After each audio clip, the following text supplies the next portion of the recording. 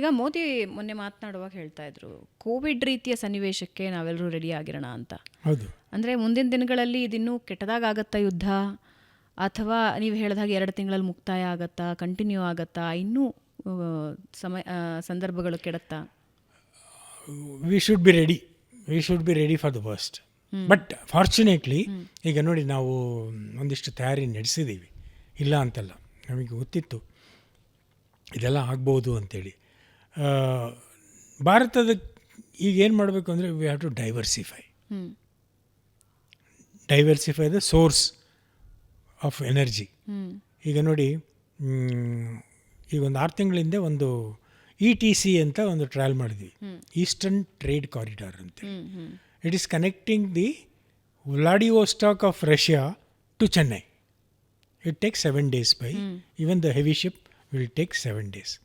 ಈಗ ಅದು completely fully operational ಅಲ್ಲಿಂದ ಬರ್ತಾ ಇದೆ, including fertiliser which is very much required. ನಾವು ಈಗ ಬತ್ತಿನ ಕಾಲ ಶುರು ಆಯ್ತಲ್ಲ, ಸೊ ಫರ್ಟಿಲೈಸರ್ ಬರ್ತಾ ಇದೆ. ಆಮೇಲೆ not only energy coming to India, from India they are dependent on food grains. ಅವ್ರಿಗೆ ಬಾಸುಮತಿ ಅಕ್ಕಿ ಬೇಕು, ಹಣ್ಣು ಬೇಕು, ತರಕಾರಿಗಳು ಬೇಕು, ಆಹಾರ ಧಾನ್ಯಗಳು ಬೇಕು, ಅಲ್ಲೇನೇನು ಬೆಳೆಯಲ್ಲ. So they have to find alternate source to get things from India. So ಈಗ ಹೊಸದಾಗಿ ಒಂದು ನಮಗೆ ಸಿಕ್ಕಿರೋ ಸೋರ್ಸ್ ಅಂದರೆ Guyana is in Southern America. ಅಲ್ಲಿ 40% of the people speak Bhojpuri. 2ನೇ ವಿಶ್ವಯುದ್ಧ ಕಾಲದ ಸಮಯದಲ್ಲಿ ಅಲ್ಲಿಗೆಲ್ಲ ಹೋದವರು.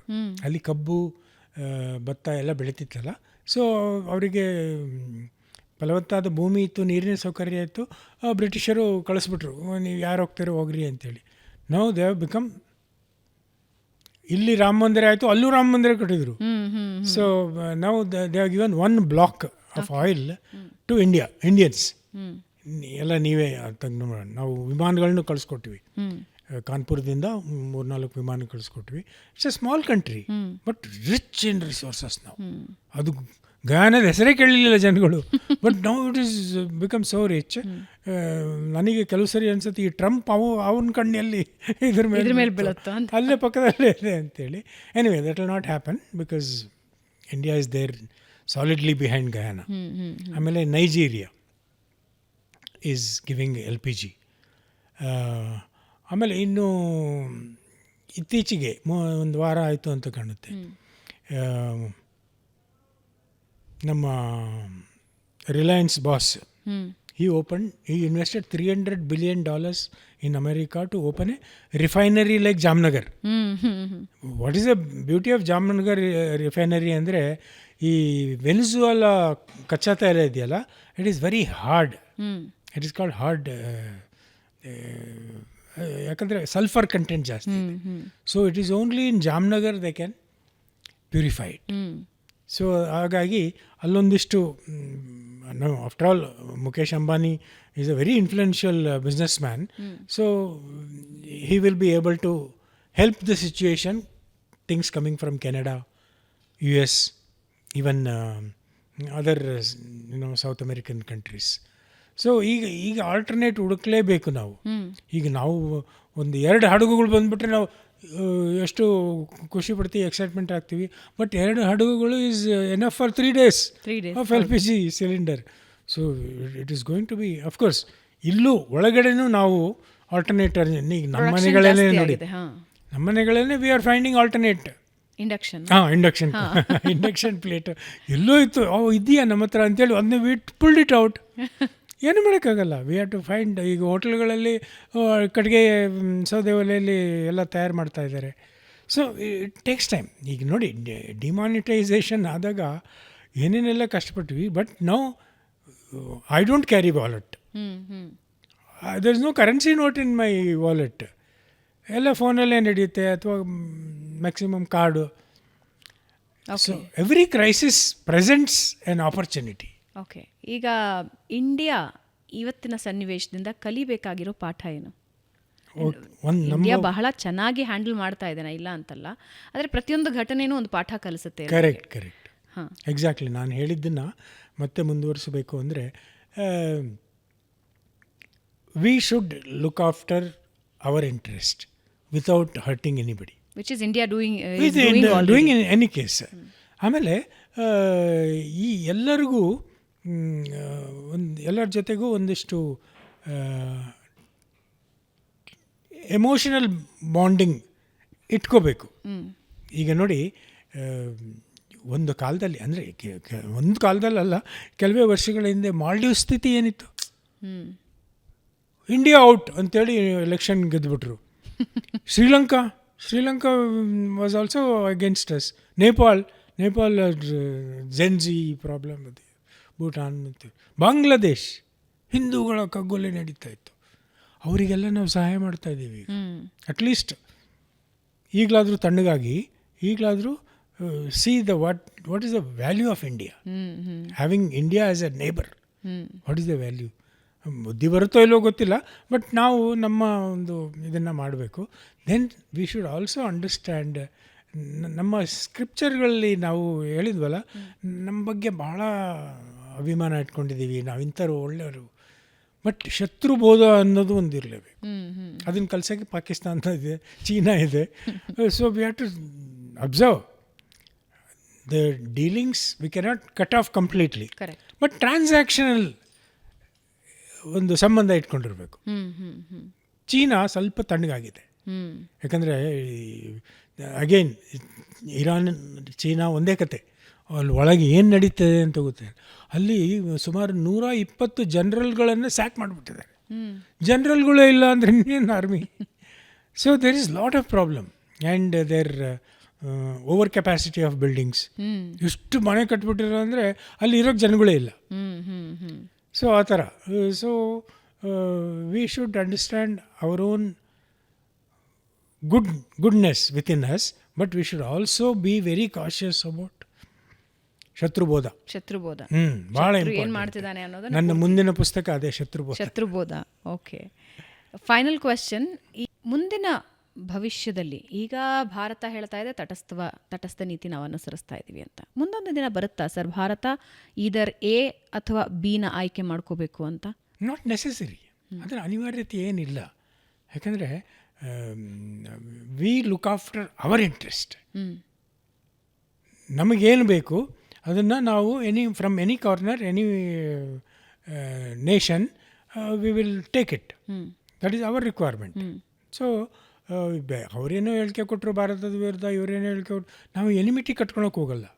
It's okay, even this shall pass ಅಂತ ಬಿಟ್ಬಿಡ್ತೀವಿ. ಈಗ ನೋಡಿ, ಮೊನ್ನೆ ವಿದೇಶಾಂಗ ಸಚಿವರು ಪಾಕಿಸ್ತಾನ್ ಈಸ್ ಎ ದಲಾಲ್ ನೇಷನ್ ಅಂತ ಹೇಳಿದರು. ಒಂದಿಷ್ಟು ಹಾರ್ಷ್ ಅನಿಸ್ತು, ಬಟ್ ಇಟ್ ಈಸ್ ಡೂಯಿಂಗ್ ದಲಾಲಿ ಇನ್ ಎವ್ರಿಥಿಂಗ್. ಸೊ ಈ ಥರ ಒಂದು ಅಸರ್ಟಿವ್ ಸ್ಟ್ಯಾಂಡ್ ತೊಗೊಂಡಾಗ ಕೆಲವರಿಗೆ ಅದು ಹಿತ ಅನಿಸಲ್ಲ. ಒಂದಷ್ಟು ಇಷ್ಟು ಹೇಳ್ಬಾರ್ದಾಗಿತ್ತು ಅಂದರೆ, ಬಟ್ ಈಸ್ ಕರೆಕ್ಟ್. ಸೊ ಏನು ಮಾಡೋಕ್ಕಾಗಲ್ಲ. ನಾವು ಮೋದಿಯವರು is a sobering effect, is not making any statement. And ಇಲ್ಲಿ ನಮ್ಮ ಒಳಗಿನ ಆಂತರಿಕ 0.5 ಏನಿದೆ ಶತ್ರುಗಳು, ಅವರೇ ಸಾಕು ಇವರನ್ನ just keep him okay grounded. Okay, ಭಾರತದ ನಿಜವಾದ ಮಿತ್ರರು ಯಾರು sir? Number 1 Israel, without any doubt. ಯಾಕಂದರೆ Russia also is a very good friend. They came in crisis to help us. And Israel ಯಾಕೆ ಅಂದರೆ Russia we are traditionally friends. ಯಾವಾಗ ನಾವು ರಷ್ಯಾದ ಮಿಲಿಟ್ರಿ ಇದರ ಮೇಲೆ ಡಿಪೆಂಡೆಂಟ್ ಆದ್ವಿ, we kept good relationship between.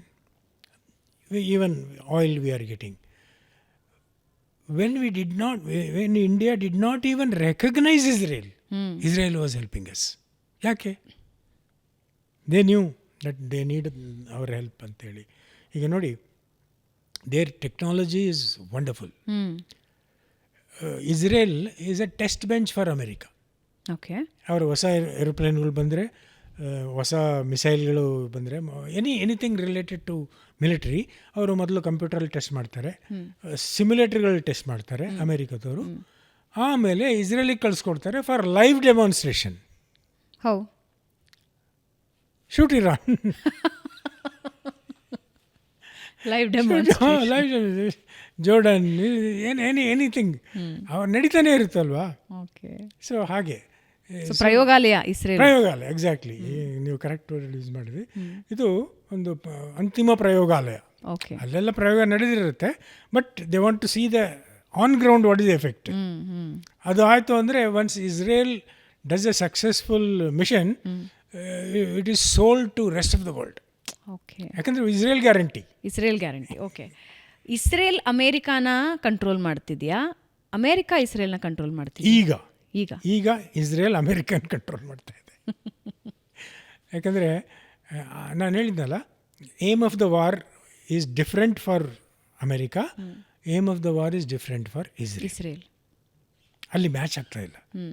ಯಾಕಂದರೆ ಜಂಟಿ ಕಾರ್ಯಾಚರಣೆ ನಡೆದಾಗ ಎರಡು ಪ್ರಮುಖ ಅಂಶಗಳು ಬರುತ್ತೆ. ಒಂದು ಜಾಯಿಂಟ್ಮೆನ್ಶಿಪ್, ಅಂದರೆ ಇಬ್ಬರು ಒಪ್ಕೋಬೇಕು, ಇಬ್ಬರು ಮೂವರು ಎಷ್ಟು.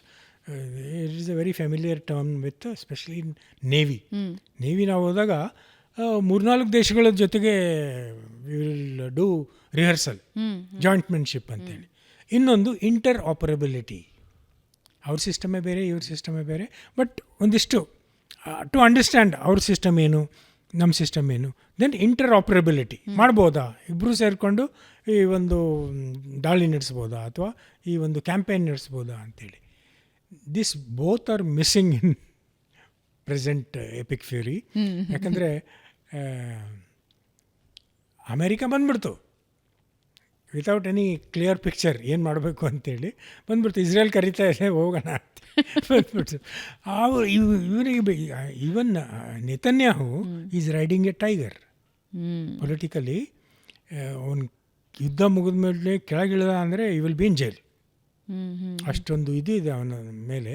So it helps him to continue as long as possible, but